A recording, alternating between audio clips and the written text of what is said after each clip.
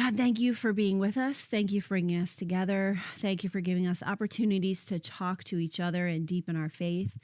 I know that you'll be with us. We ask that you would increase your spirit in this time, in this space, that we may glorify you. And we ask it in your Son's name. Amen. Amen. Thanks for reminding me it should be led by the Lord. I almost forgot to pray. So before we mic'd up, you were talking a little bit about studying the book of Ruth, which I'd love for you to talk more about when you were thinking about Naomi's doubt. But is there more that you want to share? It's okay that you don't. If you don't, you can share whatever you want about your faith journey. But I think that people like to hear and relate if you feel like sharing it. Sure, I can share. So I grew up attending Southern Baptist churches, but pretty seldomly. So like Christmas, Easter, Mother's Day, Father's Day, New Year's, those kind of times. But my parents, they grew up in the church, and my grandmother is an evangelist, and she took us to church. But my walk and my faith really wasn't strong.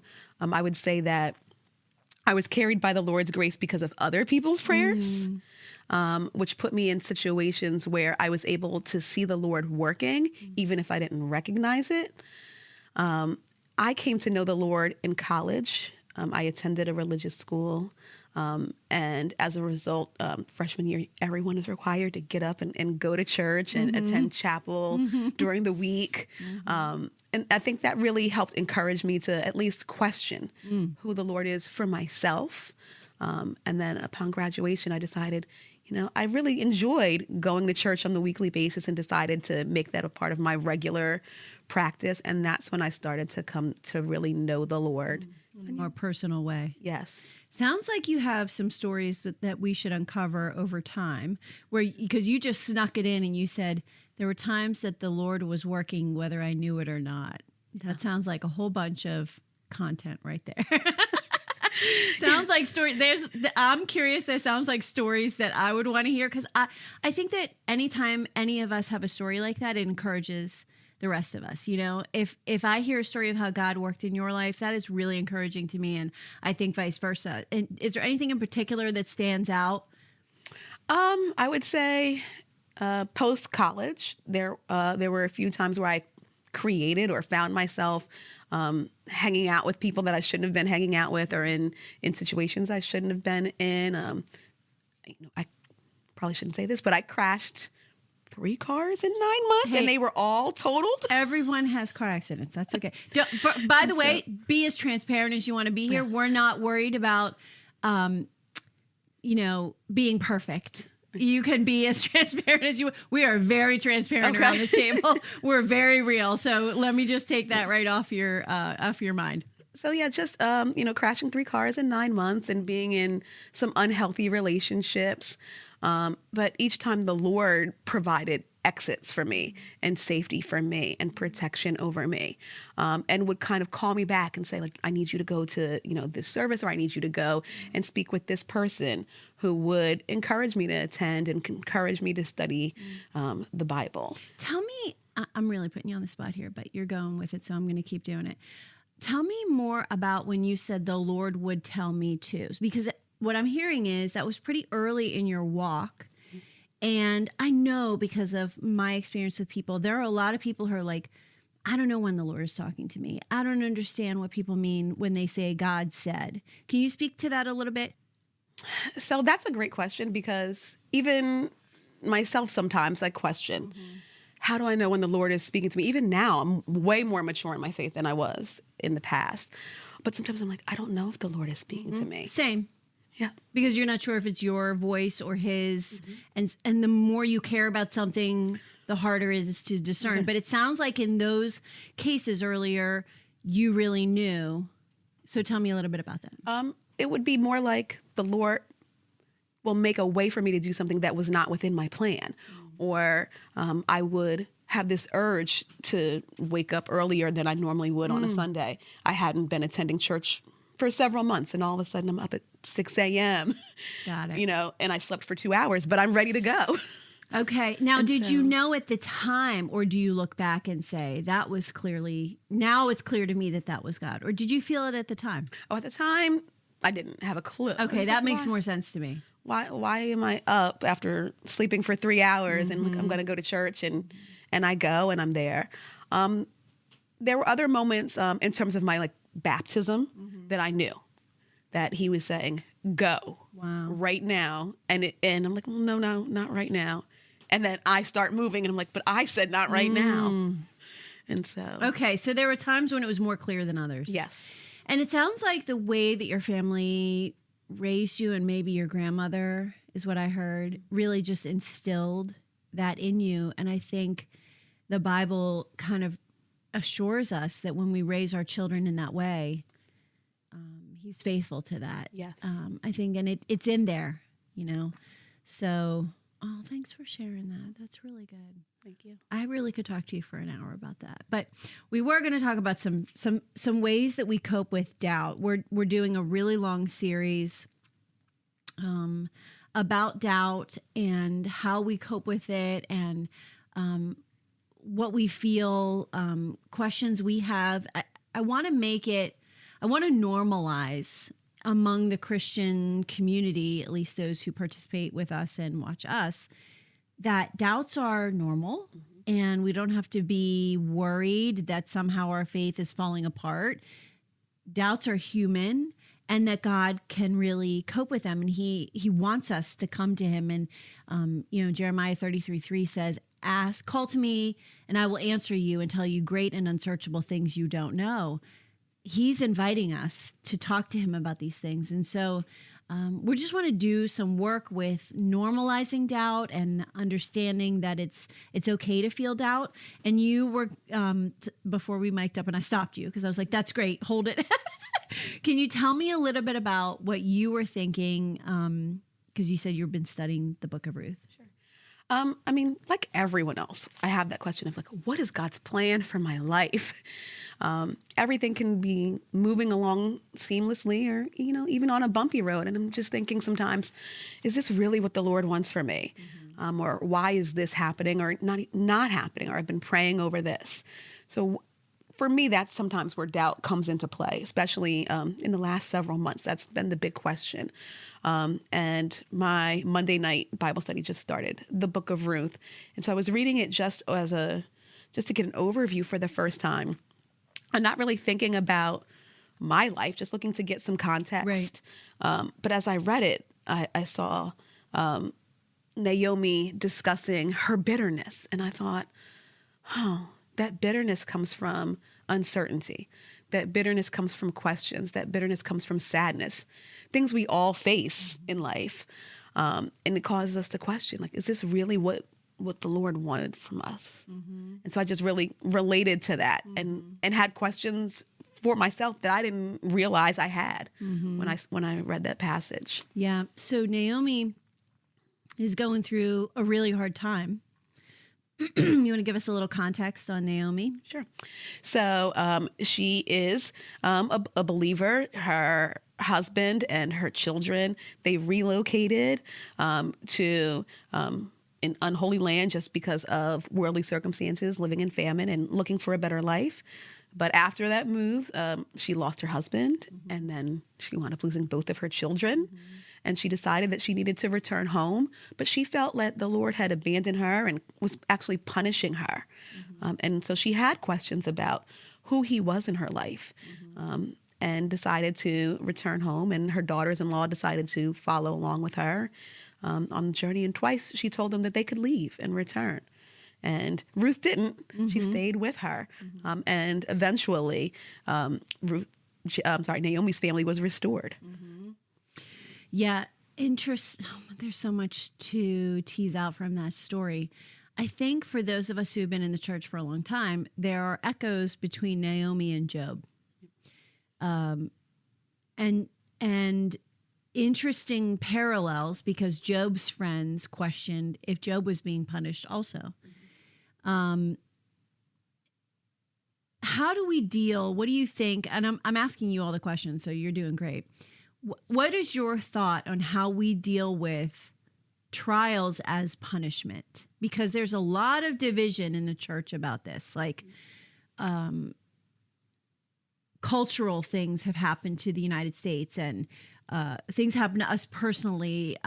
Is COVID some kind of a punishment? There's a lot of conversation about that. I'm curious your thought on it. I think when you're in the midst of it, it definitely feels like a punishment.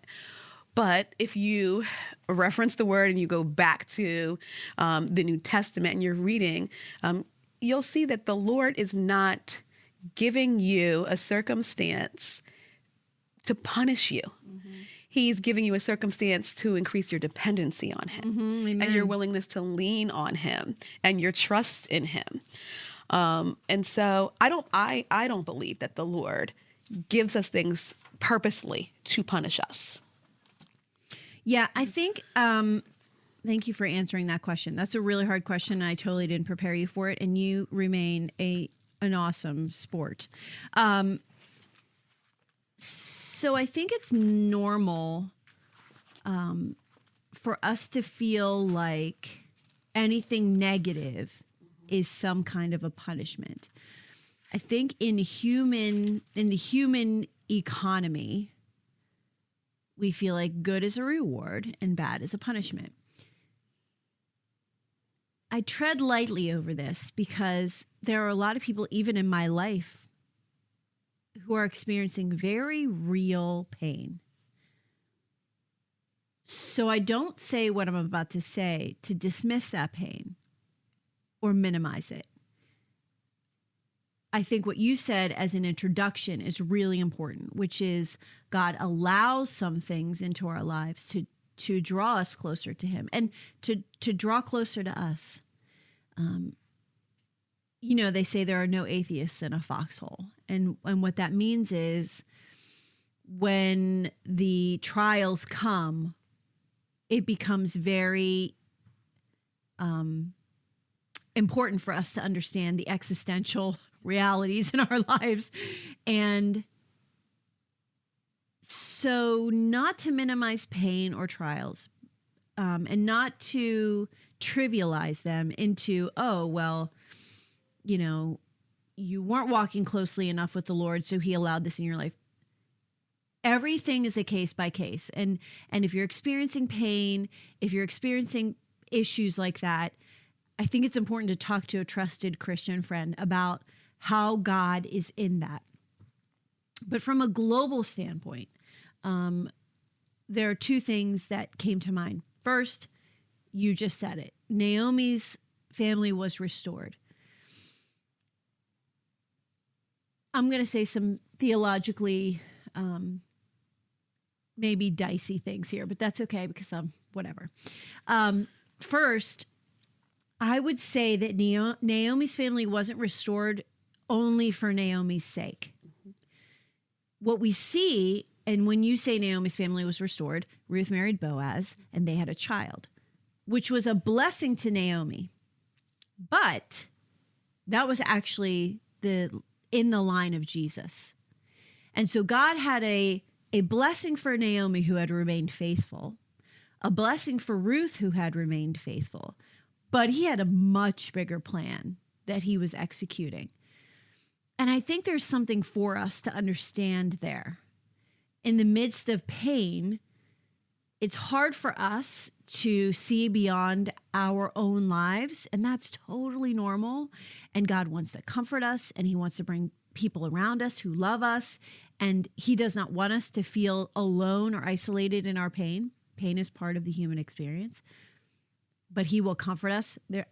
I wish I did a word study before this on how many times the word comfort is in the Bible, but he has a bigger plan. And I've said this before. It's a bit of a smackdown when God responds to Job. And I think it's one of the Bible's most explicit ways of dealing with doubt. And I'd like to read some pieces of it just so that people understand the tone that God is taking. Starts in chapter 38 of Job. Job had asked God a lot of very reasonable questions. And if you're doubting or if you're experiencing pain or tragedy or illness or any of that, This is a great book to read. People don't read a lot of Job. People don't read a lot of Lamentations, but they're in there for a reason. The reason being to show us how common and normal and natural these doubts are. So in chapter 38, the Lord responds to Job and he says things like, "Where were you when I laid the earth's foundation? Tell me if you understand who marked off its dimensions. Surely you know." This is one of my favorite things in the Bible because it shows that God can be sarcastic. Mm-hmm. And I use sarcasm a lot. And so it makes me feel more God honoring that I can be. But God is being sarcastic here. "Surely you know who stretched a measuring line across it, on what were its footings set, who laid its cornerstone." What he's pointing out to Job is there's a lot more to my plan, my oversight than what you are experiencing. He goes on to say, "Have you ever given orders to the morning or shown the dawn its place?" And actually, I call it a smackdown because it goes on for several chapters. And I don't want to give the impression that means that God is unsympathetic or he responds to our pain and our doubts with sarcasm, because I don't think that's true. He doesn't do it consistently through the Bible. There's that one moment where he's coping with Job.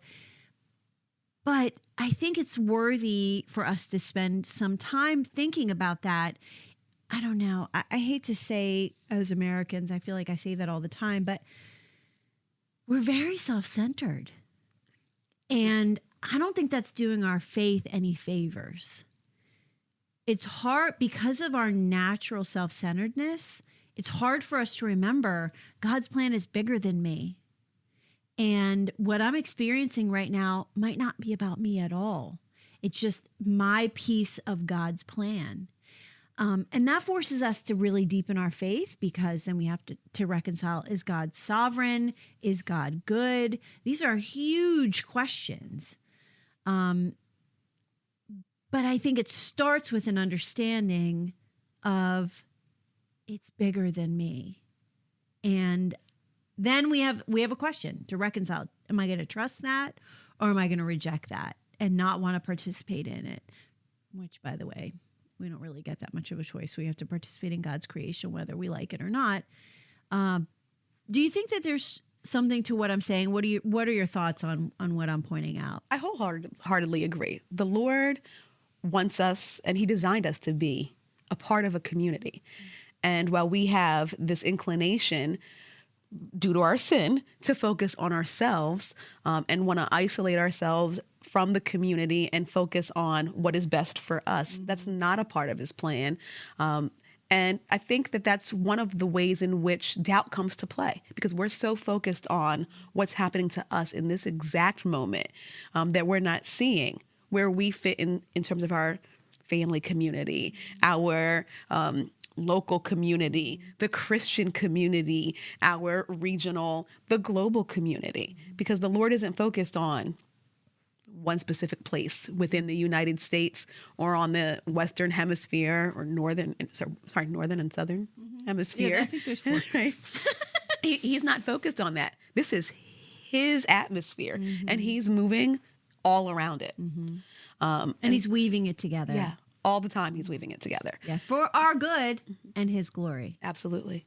So I think that it's important to kind of focus on that, because then it makes the trials that we endure a little bit easier to bear. I'm not alone in this. I'm not the only one who is suffering from any specific thing, whether it's an ailment, grief, sadness, depression, all the really real things that people are going through. None of us are doing it singularly. Yeah, amen.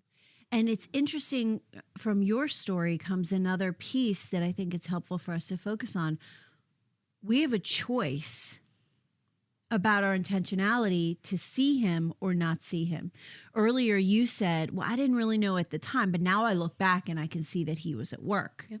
If you weren't intentional about doing that, if you were just going through your life in a very unintentional, not paying attention way, it's very easy to miss God at work. And I think the enemy would love nothing more than for us to not see God working in our lives. So I think that's another really important element. I think it's related because our community helps us to see God at work in our lives, where you might be just too deep in it. I can come alongside you and say, here's where I see God at work, to help you see it. Time helps us to see where he was at work and what he was doing. Can you speak to that at all? Yeah, I think the relationship piece is a huge component. Coming alongside of someone, and even just witnessing someone else's circumstances gives us that. Yeah. I mean, I'm just thinking back to my college days when I didn't really know the Lord, but seeing other people's circumstances and how the Lord was working in their life helped to push my relationship with the Lord. Yeah. Their faith, whether they were believers or not, still showed that the Lord was moving. Amen. Their lives. And then you go home and you think about it and you're like, God is really doing something. And it buffers, it strengthens your own faith. And the strengthening of our faith is the opposite of doubt. Okay. And so when we think about doubt, and even as we've been doing it around the table, we've been really hitting it head on. Like, let's answer the questions. And I believe in that. I mean, I'm a huge believer in ask the questions, get them answered. But there are other avenues to cope with doubt. And I'm really excited that this is kind of raising up here because it's a different approach, but a really important approach, that when you're feeling doubt, your natural inclination is going to be to walk away and not press in and not spend time with believers because you feel maybe a little bit misplaced. Like, I don't want to spend time with other Christians right now because I'm really having a lot of doubt. And maybe that makes me feel inauthentic if I go to church or if I go to Bible study and I know that I'm really wrestling with doubts, I may feel like a fraud. I would like to normalize that too, because the best place for you to go when you feel doubt is among the community. Not because they're going to talk you out of it, although they may. They may have some really good answers, or the Lord may use them to speak into your circumstance. That can happen. It has happened. But by osmosis, like you just talked about, like I may come to Bible study, I'm feeling doubt, I'm shaky in my faith, and so I just don't say much that day. But what happens around me is people are witnessing and testifying either to their own doubt, their own questions, or ways that God was working in their lives. And I leave refreshed, reminded that God has worked in my life. God has worked in their lives. Does that make sense to you? It makes total sense. I think that's part of the reason that he uses the community, right? Because he's able to move within us as a group and put resources in place. Our inclination is to isolate and be alone, fill ourselves and our time with other things so that we don't even have to deal with it. Yes. Completely avoid. I'm going to jam pack my schedule because I'm doubting. And if I don't have to think about anything from the time I wake up until the time I go to sleep because I'm so busy, that doubt's still going to be there, but I don't have to focus on the doubt. And so it's not really there and I don't have to address it. But that eventually you're not going to be able to fill up your schedule. Eventually you're going to have a moment in the shower or in the car where that same thought is going to be present, and you're going to have a choice to whether you're going to deal with it or you're going to try to find other ways to fill it. And I think that's one of those moments in which the Lord is speaking to you. Yeah. And are you listening? Yes. Because he brought that back to you to let you know the doubt's there. It's normal. You are really feeling it. What are you going to do to address it? Are you going to draw nearer to me? Or are you going to reject me? Because he keeps giving us these opportunities to make a choice. Yes. When we become a Christian, it's not a one moment decision. It's a lifelong decision. And we keep taking those steps forward. And he pursues us. Relentlessly. So in the same way, sometimes to our chagrin. In the same way, so yes, everything we just said is true. His vision is global. His weaving together of his kingdom story is complex and broad. But he also really pays personal attention to us. And when we have a spirit of doubt, a spirit of fear, a spirit of pain, he pursues us to comfort us. And you said it so beautifully. I don't even want to say it again because you said it so well. One of the things I just thought of when you said that was COVID and how everybody slowed down. Like all of the distractions kind of went away. We're still in it, obviously, but during the quarantine specifically, and actually quite a few people in my life who know that I'm a Christian, who aren't Christians, started asking me questions. There's a book that I wrote, and a couple of people asked, would you send me that book? And I was surprised because they just weren't people that I thought were pursuing those pieces of information. I think that's sort of in line with what you're saying. We get busy and we distract ourselves, and there's comfort in that, in shallow thinking. What am I going to get at the grocery store? What am I going to do with my friends on the weekend? Whatever. And the shutdown took all of that away. And I think people were really thinking about existential things. Like, what really is life about? And it coupled with a lot of people dying around us. But it forced a lot of people to think about deeper things. And I hope that people come to church and they talk to people that believe. But did you have any experiences like that, or did it force you through that at all? I think it forced me to really look at how I use my time, because specifically when we're quarantining, it felt like I had all of this time that I never noticed.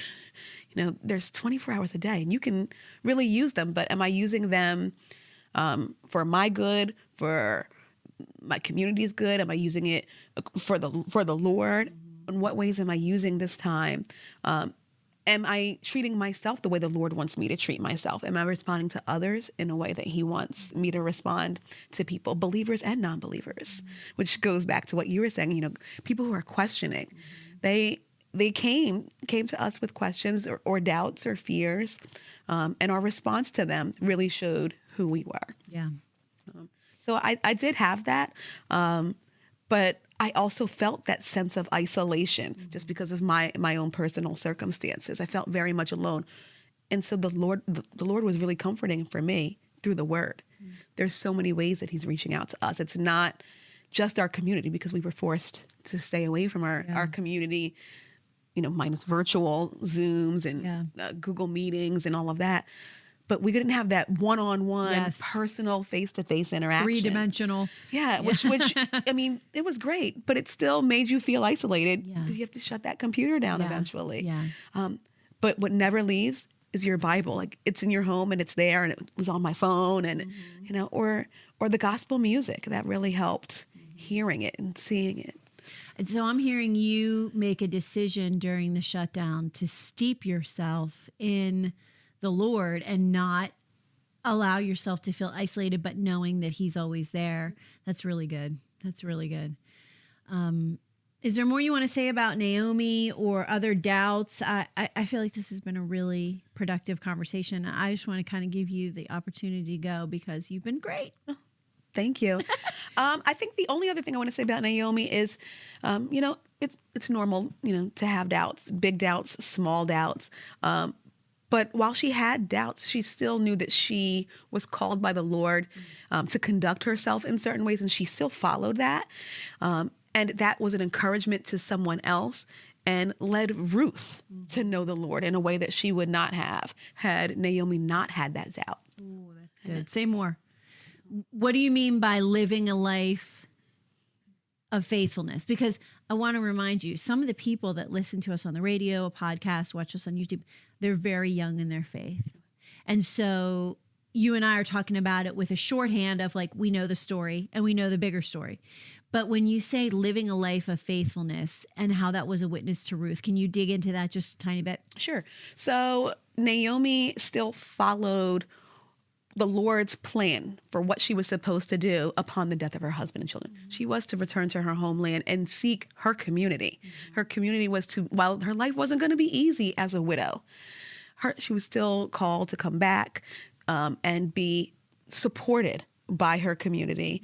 And while it wasn't easy to get there and to stay there, she did so. She also followed the custom of looking for the person whom could restore her family or redeem her family according to the path that the Lord had laid out. And she didn't focus on, well, I'm old. And so it can't happen. She recognized it may not happen through me, but it can happen through someone else. And because of that, Ruth was drawn in. I'm going to follow your God. I'm going to follow you. Where you go, I go. Your God is going to be my God. Yeah. Interesting that also Naomi wasn't afraid to express her anger and frustration with God. And she let people around her see that too. Yeah. But they saw that her faith, and she didn't stop believing that God was real. She just was rightfully and understandably upset. And I think sometimes witnessing to people around us to the truth that the Christian life is not perfect unicorns and rainbows all the time, that can actually be sometimes more meaningful than just spouting platitudes and Bible verses all the time. Do you know what I mean? Yep. It had to be comforting to Ruth because she's a grieving widow as well. Yeah. So she's saying if Naomi can be grieving loss of not only her husband, but her children, and yet she still is walking with the Lord, how can I not? Yeah. I'm not grieving the loss of children because I don't have any. There's something here, Ruth said. Yeah. There's something there. There's meaning there. And don't we all, in the end, like believers or non-believers, we're all looking for meaning in our lives. And such a strong testimony that Naomi had to Ruth because she was able to be transparent in that difficult time. Yep. Yeah. And it was winsome to Ruth. She was like, there's something there. I'm interested. I want that. Yep. Yeah. So good. And not only do I want that, but I'm willing to, if I don't understand it, I'm still going to go through with it. Because as a new believer, you don't understand it all. Even as a seasoned believer, we still don't understand it all. Yeah. But being strong enough to say, there's something there. I'm going to go after it. Yeah. I'm going to walk along. I'm going to take that path. And God's going to walk alongside you. You're a pro. I love it. Oh my gosh. That was such a good conversation. Any final notes? I'm going to pray us out. I just feel like we did the Lord's work. We did. So can I pray us out? Any final thoughts? No, please feel free. I'm just so thankful you're with us. Thank you. I really enjoyed this. This was awesome. This is really fun. Okay, let's pray it out. Thanks, God. Thank you for Fatima and for this time and for your word that teaches us how to be faithful, how to witness to you, how to witness to others, and how to deal with our own doubts. We thank you in Jesus' name.